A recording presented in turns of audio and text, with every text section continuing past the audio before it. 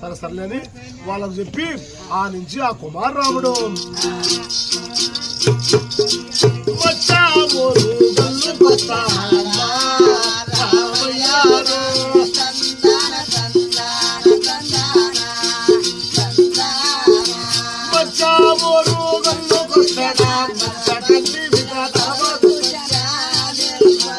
మచ్చకంటి దరబాజు కాడికి వచ్చినాడు.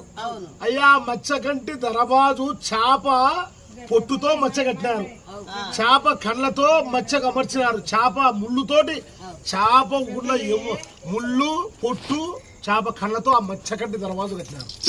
అందుకనే దాన్ని మచ్చా ఊరుగలు అంటారు. దానికి ఏం చేసినాడు ఆ ఘనరాముడు, వాడి తెచ్చే వస్తువులన్నీ పైన అమర్చినాడు. కత్తి, దాలు, కాలపిట మునుగు చేయట కలుగుతున్నాయి అన్ని పైన అమర్చినాడు.